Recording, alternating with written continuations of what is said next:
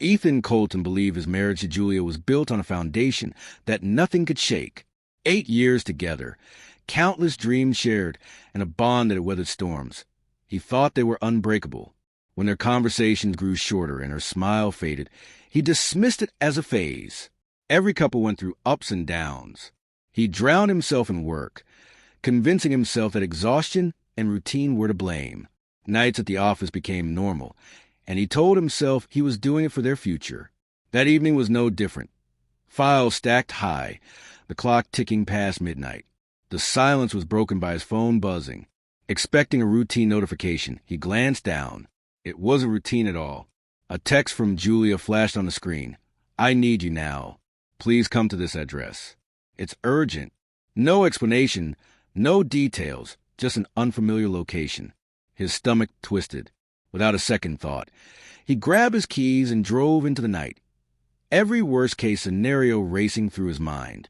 The address led him to a small, dim hotel wedged between shuttered shops.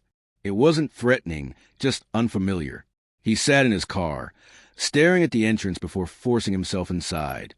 The receptionist didn't speak, only pointed him toward the stairs, as if expecting him. Each step felt heavier than the last, his pulse pounding in his ears. At the top, a door stood ajar. He pushed it open, dread curling in his chest. Inside, Julia sat on the bed, shoulders shaking, her face buried in her hands. Next to her sat a man, head bowed in shame. Ethan froze. When the man finally lifted his head, the air was sucked from the room. It was Ryan, his younger brother. Time fractured. Childhood memories with Ryan, laughter with Julia, family dinners. They all rushed through Ethan's mind, now tainted with betrayal. Julia stood, her voice breaking. "I didn't know how else to tell you. I needed you to hear it from me." Her words tumbled out. Loneliness, distance, confiding in Ryan, mistakes she couldn't undo. Ryan finally whispered, voice ragged, "I never meant for this to happen. Ethan, I swear I didn't want to hurt you. I was weak." Ethan stood rigid, numb. The ground beneath his life had given way, and nothing would ever be the same.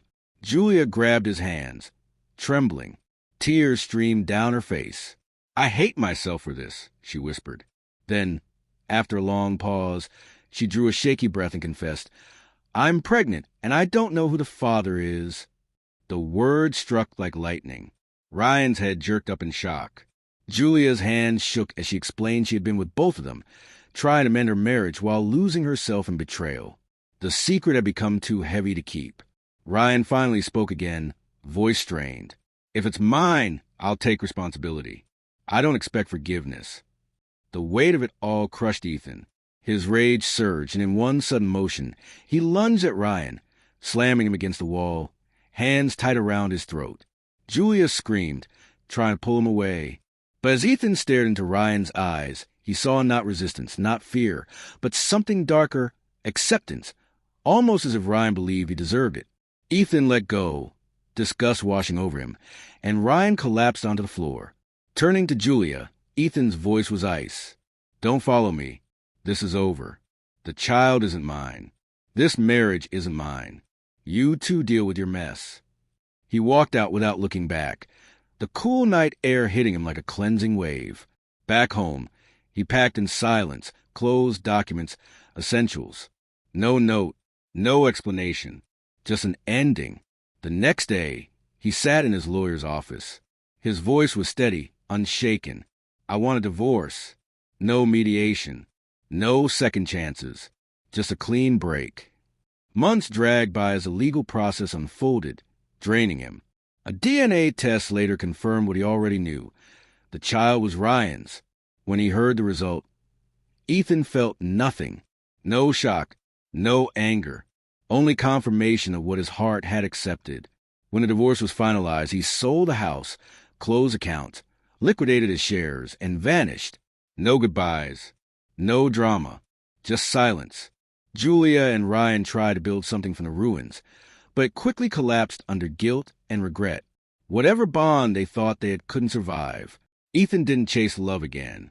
He pursued peace. He moved to a quiet coastal town, adopting a new identity, building a life far from the ghosts of his past. He kept to himself, avoided relationships, and sought only the quiet rhythm of the sea. One crisp morning, with coffee in hand, he watched the waves crash against the shore. For the first time, clarity settled over him. This wasn't an ending, it was a beginning.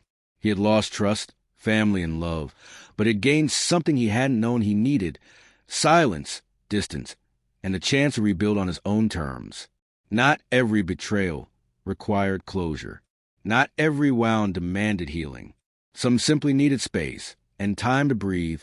Would you like me to make this rewritten version longer and more descriptive, almost like a short novel chapter, or keep it this dramatic but concise narrative length?